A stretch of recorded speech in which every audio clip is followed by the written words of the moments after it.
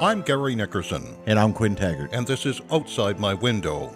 Our guest on this program is Darryl LeBlanc. Now, he's president of the Yarmouth Seafest Committee. It is one of Nova Scotia's longest-running premier signature events. Welcome back to the podcast again. It's great to have you, Darryl. Thanks so much, Gary. It's really great to be here. I certainly appreciate everything that you and Quinn both do to, certainly promote us and help us to get the message out. Oh, it's very kind. How many years? We're 2023 now. Yeah, 44. 44 years we're into this, and things seem to be going well, and we're hoping to get another 44 after this. It's been an exciting time. COVID almost threw a wrench into things, but it was actually one of those things that was really a blessing in disguise, because it allowed us to refocus what we needed to do. And for the last 3 years, I think we've been putting on a pretty good show, and it's hopefully going to get better. Well, some of the events that you brought in due to COVID, some of the online events and some of the other non-contact events, you've kept them, even though restrictions are lifted. Yeah, yes, we have. They've been very successful for us and very popular. And I think that's one of the big things that we found was that you don't have to have people present to be able to put something on and for people to enjoy it. And with today's technology that's out there, people are able to do things from the comfort of their home or on their own time instead of, having to be at a certain place. And they're able to participate at their leisure. And that's just helped us. It's brought more people out. It's brought a wider audience. And again, in those online events and that have been very, very successful and something that we plan on keeping. I think it's great that you've done that. As you said, it's given you a wider audience. It's great for people that maybe aren't able to make it down to the waterfront or other associated events with Seafest. Darryl, how do you keep it fresh every year? We start early, actually, and the committee gets together, and what we do is we right after Seafest is done, so we finish in late July, so around early September, we'll get together and say, okay, what worked this year, what didn't work, what can we improve, what is gone stale that, maybe we can't improve, and, do we set aside? And so the committee looks at every single event that we've done, and then we'll discuss it in detail and say, okay, yeah, we really like this and let's keep it. And then what they'll do is they will we'll get together and come up with some maybe new events to add into it to try to improve what we have. And so it is a year-long process. We are already in the planning stages, and we're to the point now where we're going to start putting our calendar together in regards to our events and start looking at, for those 12 days, where are we going to put what events are we going to run? And we're still talking about some new events, and we have one in mind right now. I don't want to get too deep into details with it because we need to make sure that we can do it. But I think it'll be pretty exciting. So as this airs, it's early April. We're a couple of weeks into spring, but people are already looking forward to summer. So, I mean, surely, you've got some excitement all built up over getting things ready for this year. Yeah, absolutely. And once we start hitting, March and hitting into April again, once that weather warms up and all of a sudden you realize you're a lot closer to this event than what was, what you really thought you had. So, a lot of times we're sitting there thinking, July's a far ways off, but, we're 4 months away from having this event. And so we're down to the real deep planning stages now in regards to it. And, and it takes a full effort. And, one of the things that the most important thing that it takes is people. And so, volunteers are always important, to put something like this on. Obviously, there with any organization, there can be a burnout factor. Does that happen over time with you folks, and you're looking for some fresh bodies and energy and all of that? Yeah, absolutely. We actually put a volunteer drive out here last month, and I've been very happy to say that we've actually have got four new persons, I guess, that are going to be joining us onto our committee, and I have a list of 10 others that have indicated that they want to help out in some way, either at individual events or doing some social media stuff or things in that regard. So we're really excited about that. The community has certainly stepped up in that regard on our call, because we were running into how do we fill bodies, and you think you have enough, but then when you start running events and things happen, you can always use extra people around. Obviously, it can be expensive to put on this long festival. What kind of funding, if any, Daryl, is available from perhaps the three levels of governments? Yeah, obviously, funding from government is very important, and we receive some great support from the town of Yarmouth, the municipality of Yarmouth, each year. They provide us with some grant money, which certainly helps. We receive some funding from provincial in regards to students. So we're able to hire three students based off of provincial and federal funding. And then we also receive funding from Heritage Canada in regards to the grant money that they give us to run the festival. You are correct; it is expensive to run. It's this is something that is not cheap. It's there's a tremendous cost in regards to organizing the event, the supplies that are required, um, different things that are needed. But fortunately, between sponsors, which is another big one, and the federal and provincial and municipal funding, we have done okay with it.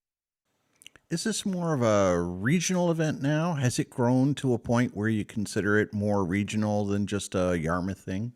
Yeah, I think so. We started expanding outside of the town of Yarmouth with the event. Last year, we made it a point to hold a sandcastle building contest at Port Maitland Beach, and we did the kite flying down at Port Maitland Beach. Plan on doing that again this year there. We've had some activities over at the Johns Cove area, and again, we're looking to we don't want this event just to be the town of Yarmouth event, because it's not. It's we certainly think this is at least at minimum a Yarmouth County event, but we honestly believe that this is a Southwest Nova event, and that everybody from away can come and participate. And even if they can't make it, with it, a lot of the events or some of the events being online, they do have the ability to participate from wherever, whether they're in Southwest Nova or whether they're over in England. They can actually participate online with some of the contests, and so that's a really cool thing. Have you had an opportunity as part of your postmortem on the event to analyze where some of the folks are coming in from, or is that not really kind of feasible given the situation? Yeah, well, it is actually. We've actually had some participants that have sent some things in from Arizona, and so which we think is pretty cool. And then you have your locals that have moved away that still keep in contact. And so, like for example, in the Inukshuk contest, um, we have them. We've had people from up in the Northwest Territories that has participated. So it's really good. It again, it really opens up our geographic space when you're able to do things online like that. Now, are you partnering again at the opening weekend with the car show? We're always available to help with the car show if they so need it. And yeah, it's one of the things we're going to do is we won't plan any events during the car show.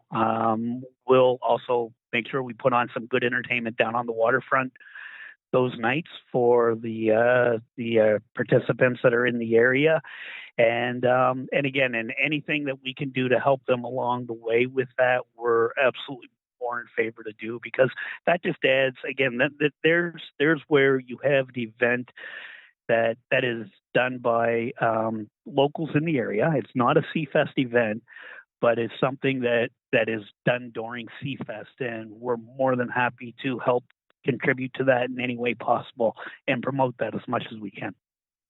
That seems to be a way of the future when it comes to, you know, avoiding the burnout factor on your volunteers is, combining the committees or organizational structure of some of these events together in order to have a common ground and then kind of run them back to back to back to back to really, you're drawing in a lot of people for that car show. It's great to have them around. You can promote Seafest and kind of tag on to the end of that.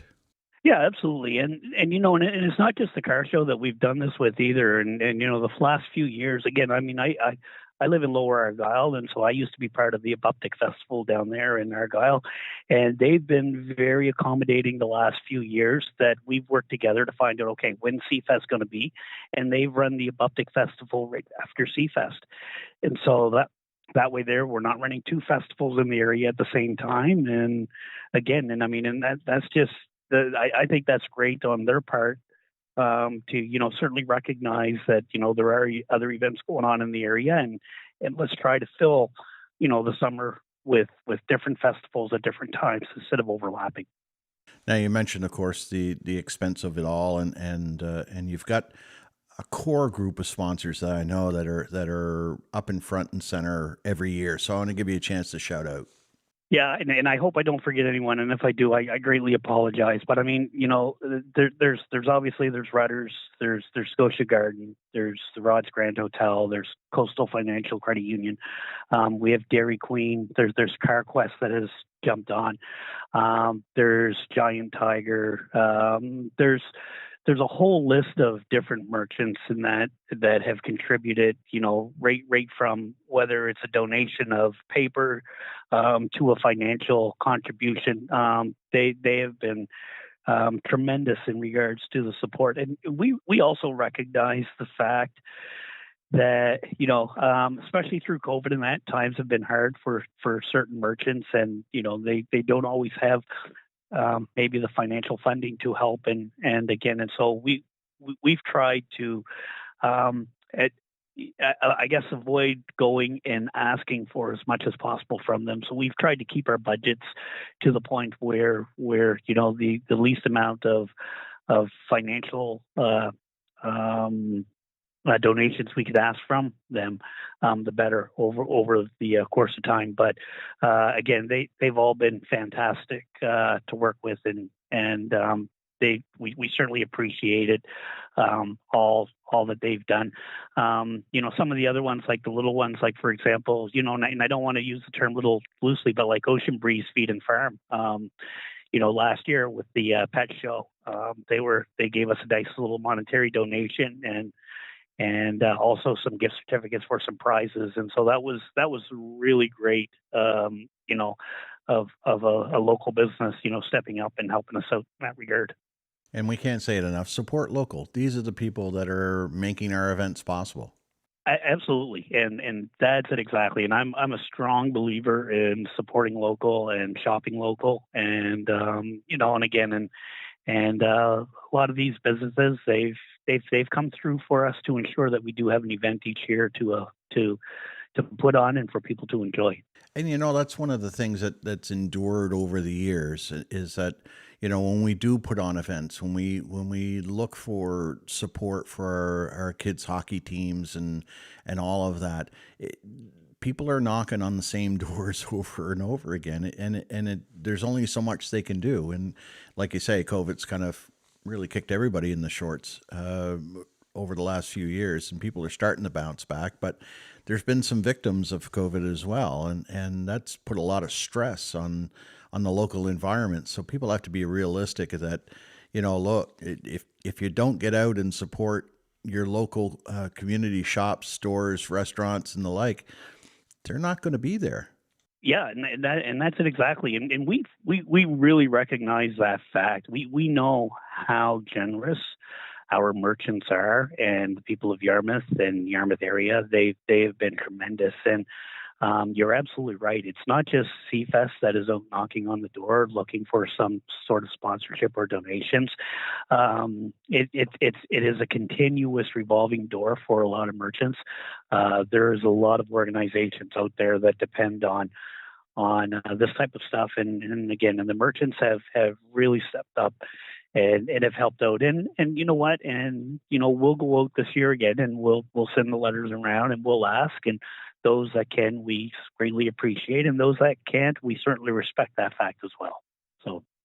So for this year's Seafest, what can you tell us that's on the slate for the events? I'm sure some of the age old standards are going to be there, like I hesitate to say mackerel toss because we don't know if it's going to be mackerel or herring again, but yeah. So that's it exactly. So we'll definitely have that, whether it'll be mackerel or herring or some other substitution. It's going to be some slimy little fish. Some slimy fish that they're going to have to toss. It'll be one of the. Yes, that's it exactly. So we'll certainly be doing that, and that's been a big success. We'll certainly do the amazing race again. That was a big success for us last year, and so we'll probably do a couple runs of that. We're going to be doing the scavenger hunt. We certainly going to have the entertainment down on the waterfront. We are looking at. In the early stages, and I don't want to get too deep into it because there's certain things that we need to confirm. But we are looking at a new event where we couldn't do the rum running anymore due to insurance costs, and not only that, but it's out on the ocean water down in the harbor. There's other challenges with that. We're in the process of looking at maybe having some form of paddle boat races on Lake Milo. So that seems to be one of the new ones that we are currently looking at putting together and hoping to introduce this year with that. So again, that's in the early stages of planning, but that's something new, and we think that's going to be a big success. That sounds like a lot of fun. Put that on. Yeah. So not for me personally, but it sounds like a lot of fun. Yeah, it not only will it be fun to participate, but it'll also be fun to watch. So we'll see where that goes. Well, we've got dragon boats out there too, so that might be another option. That's it exactly. Yep. Perfect. So, but again, we'll probably be doing the kite flying again, and definitely having the sandcastle beach day down at Port Mainland Beach. That was another big success last year, and we're looking to really build on that. And we think we're going to get into we had some really cool sandcastles last year, and I think that we can really expand that and to get into some real artistic, bigger ones this year. So we'll see where that goes. I remember seeing a reality show on TV where they made sandcastles, but they had to do it before the tide come in. It was like a timed event. I don't remember the name of the show, but that seemed like quite the thing. And then I, just watched the highlights, but Port Mainland Beach is perfect for that, right? And so again, these are things that we can look at, right? Because again, it's a perfect location for that. So out of all the events that you tried and brought through due to COVID, like the photo contest, the inaugural contest, some of the other ones, what were the surprises to you? What ones did you bring in that took off and it was like, oh, wow, didn't expect that? Well, the online ones, the photo contest was always big, but that really continued to grow, and it's amazing looking at some of these photos, on how talented a lot of the individuals are around here, and especially doing photos, and that has grown in itself. Besides with COVID, there seems to be a lot more people into photography now, and so we're getting some really great pictures that are being done, and that's really, really exciting. One of the ones we introduced last year, and this was sort of just a last minute thing, and it turned out to be a tremendous success, and we're bringing back this year, and that's actually the pet show, the pet contest down on the waterfront, and that was a very big success. And again, that was just something that probably a month or so before Seafest, it was sort of one of our employees said, "Hey, we should have a pet show." And it's like, hey, you know what? That's not a bad idea, right? And so, when we sit around the table and we start throwing ideas out and talking, and a little mention like that all of a sudden leads into organizing an event, and then that event becomes very popular. It's really great, and that's like the Amazing Race is the same thing.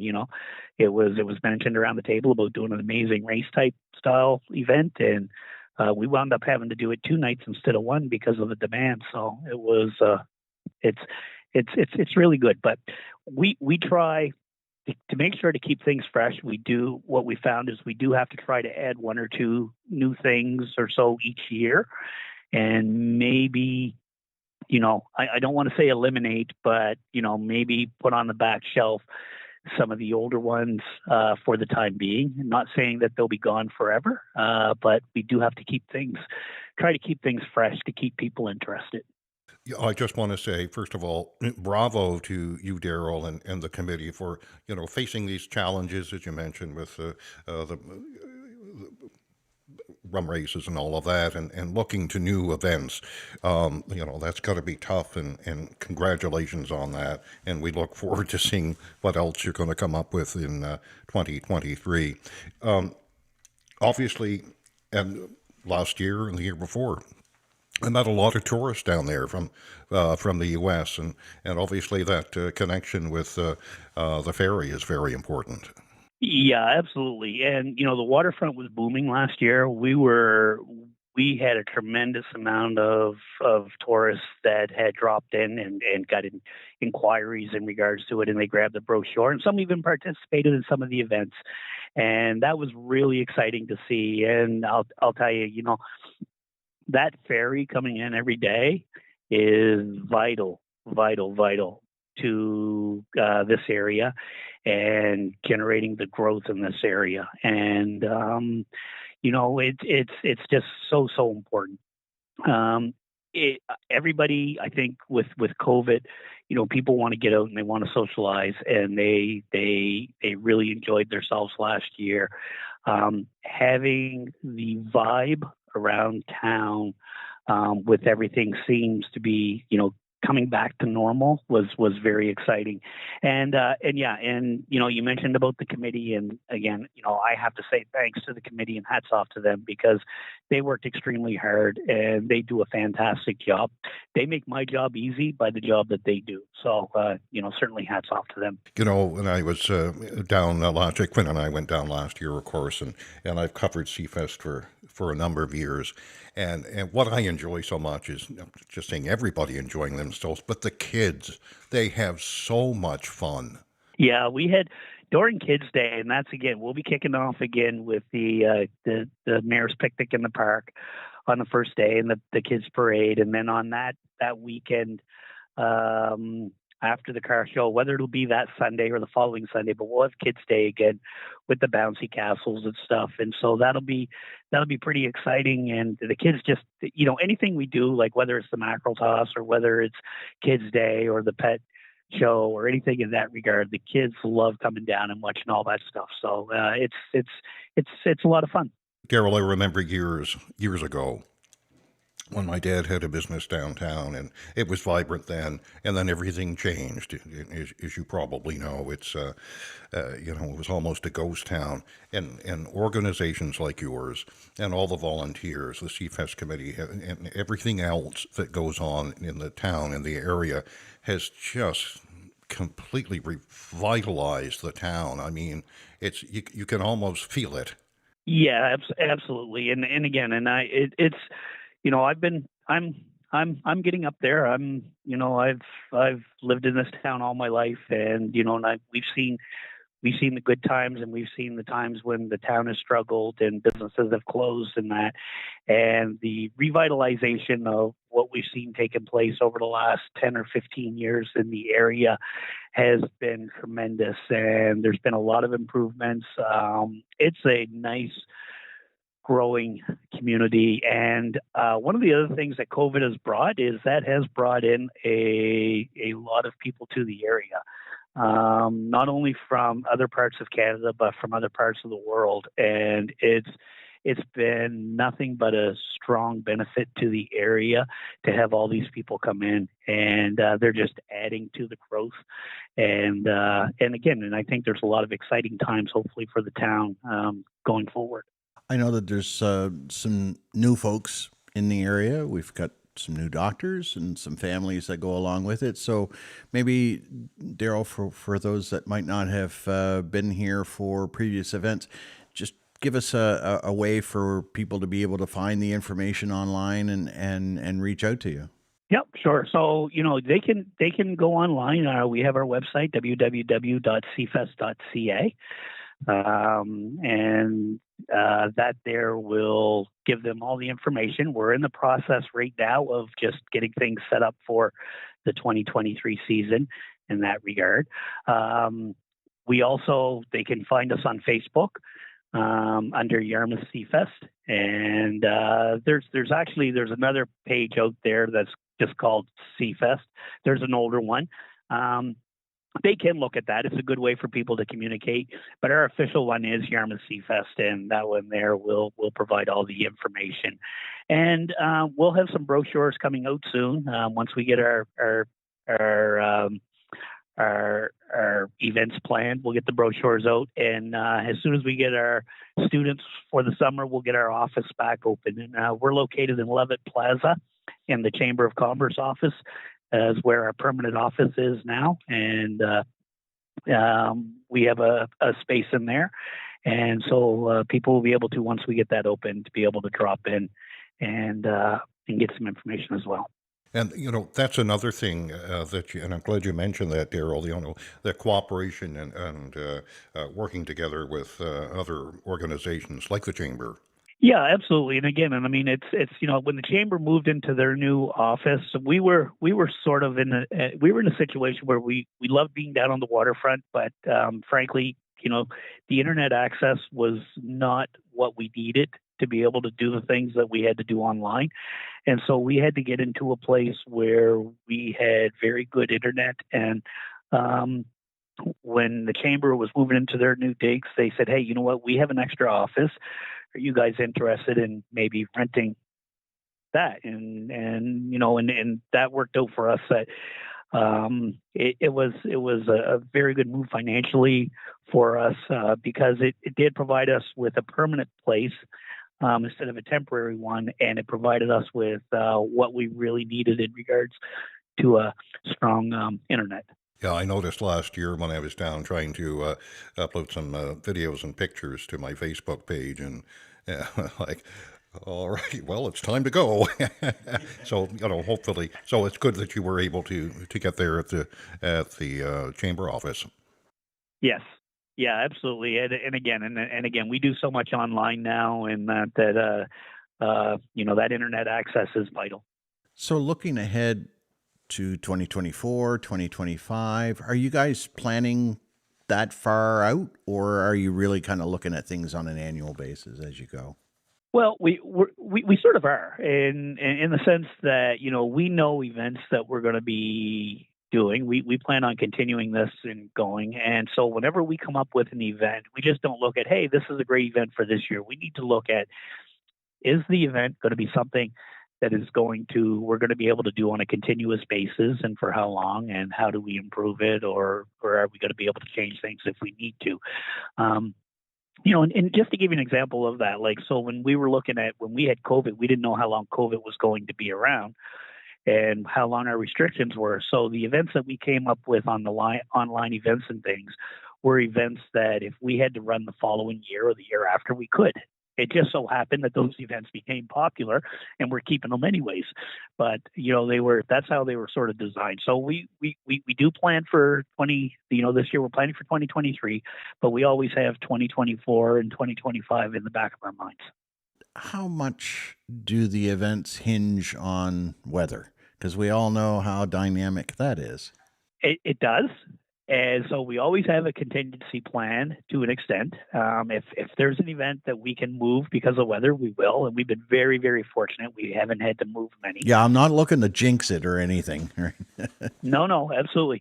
But I've planned a lot of events, and there's two things you can't control, and that is one, you can't control the weather, and two, you cannot control people coming out to attend. And so all you can do is plan for the event the best that you can and put on the best show you can. The other two things, the weather and the people attending, will take care of themselves. And that's the best you can do. Yeah, absolutely. And again, and that's what I tell the committee is, we can't worry about what the weather's going to be or anything in that regard. Let's just get ready for the event. And if we have to move some things around, well, we'll certainly do that. I know we can't worry about the weather, but we are looking at that long range forecast, aren't we? Yeah, absolutely. We start looking, 2 weeks out. We start looking at the weather, and I'm looking at it every day, probably 4 or 5 times a day, and looking at the days of the weather to the event at that time. And we keep a close eye on it. That's for sure. So speaking of the ferry, I mean, getting people to come in, are you going to have some brochures and stuff set up on the ferry to attract people in? Yeah, absolutely. If they're willing to take them on there, we were absolutely willing to get them out there. I think last year we purchased, I think somewhere's around 15 or 16,000 brochures. Wow. So it's, we will certainly do that again this year and have additional brochures out in the boat so everybody knows what's going on at any given time. Again, not having the ferry for a few years put us in a bit of a hiccup. Do you think do you see it coming back? Like, I mean, we've had the ferry for a little bit now, but you've lived here as long as I have. So, I mean, are you seeing it just pick up to what it was, say, pre-Dexter? Yeah. I think so. It's, it's been one of those perfect storms of where, you just started. I mean, if we take a look at since, the ferry's come back, we've had, it's moved locations. We've had a pandemic that has taken place. And so, what I'd like to see is if we could get 3 or 4 years of things just being normal or steady, without any surprises, I certainly think that it is going to increase in regards to the ridership. I've spoken to a lot of people from the U.S. that have come over on the ferry, and again, I mean, they're sort of we're in the same boat. They're looking to travel, and people that are in the Northeast United States, why not come to Yarmouth? And I do have to say, like, hats off to Yarmouth and Acadian Shores, because they have really promoted the area tremendously. And not just for Northeast United States, but even for Atlantic Canada and Quebec. And we've had a lot of visitors that have come in that have never been to Yarmouth before. And again, and we always hear this, we've heard it before. They say, wow, we should have been here long ago because it's a beautiful place. And yeah, absolutely. It's, we have a lot to offer here, and there's a lot to do. So, I think there's a lot of positives going on, and I think things are just going to get better. Last year, I was talking to a gentleman from Saskatoon, and he and his wife and children were down. His children were enjoying some of the activities that the Pirates of Halifax put on. And we were just chit-chatting, and I said, is this your first time to southwestern Nova Scotia, to Yarmouth? He said, yeah. He said, we were online and one day, and he said, reading about the Seafest, and I said, well, let's give it a try. And he said, I love it here. And he said, we're planning to stay an extra week and, kind of go around the area. So the benefits from Seafest and these other festivals and activities are just so incredibly beneficial. Oh, absolutely. And, if you can get people to come here, the more events and the more things we have to offer people are going to come. And if they come here, they see how great the area is and how friendly the town is, and they want to stay. They want to explore it, and and to the point where some actually want to move here. And we've had that. We've had people that have relocated to the Yarmouth area, and or into Southwest Nova Scotia, because again, why not? Look at what we have to offer. You have the ocean right outside your door. And, we have a fantastic climate. It doesn't get too hot in the summer and not too cold in the winter. And, the people are just fantastic and friendly and freshest seafood there is. So, there's a lot going for the area. And I think, what people's first stops are online. And of course, I mean, certainly if I was a professional like a doctor, and I mean, certainly we've had our good luck with doctor recruitment. But first place to look is online, YouTube. What are people saying about the area? What sort of activities are going on? What are my kids going to do? We cover all those bases. Yeah, absolutely. I guess the best way to put it is, if I'm going someplace, that's what I'm doing. I'm researching the area and I'm looking at the comments or whatever. And so, sometimes when negative comments are put, using social media, I think people really need to look and understand by putting negative comments when it's not necessary to put a negative comment can sometimes have detrimental effects, for the area. And so it's, I think people should just, take a look at what we do have and concentrate on the positives. And I think that'll go a long way for the area. I know even in my day when I was younger, a lot of my friends and myself, we hit the summer and we go, there's nothing to do. There's nothing to do. And it's and now as a parent and now a grandparent, it's like, what do you mean? There's a ton of stuff to do. And exactly. And in worst case, get out there and help out.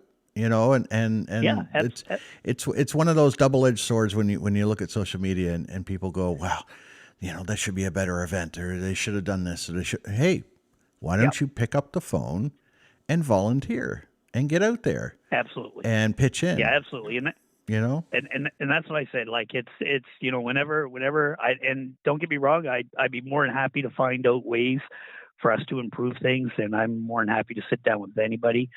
But what I'm looking for is if I'm not looking for them to say what we're doing wrong, I want them to provide solutions as well. Absolutely. In regards to on how to improve. And if they can provide solutions on how we can improve things, I am more than willing to sit down and listen. That was one of the things that was always drilled into me a little bit, was that, don't come just with a problem, come with a possible solution to go with it. So, I mean, it's all fine to be critical about how things are going, but, pitch in and that's it exactly. Pick up a shovel or a pen or or a stylus or whatever the going thing is, and pitch in and give of your time. Yeah. But that's also the other side of it too. When people think, Seafest, it's a lot of walking around, it's a lot of this, a lot of lifting. Maybe it is, they got it in their head of what might be necessary, but everybody has something to give, even if it is just time, and everybody has a skill set that people are looking for. And now it may not necessarily be Seafest. It could be any of the other valuable organizations within the community, but everybody's got a skill set that's conducive to helping out in the community. So, rethink your time, and instead of sitting in your couch watching reality TV, get out and about in the community. And Gary and I, we talk about this a lot, is that, we do a lot of different things by doing our podcast. We promote a lot of different events.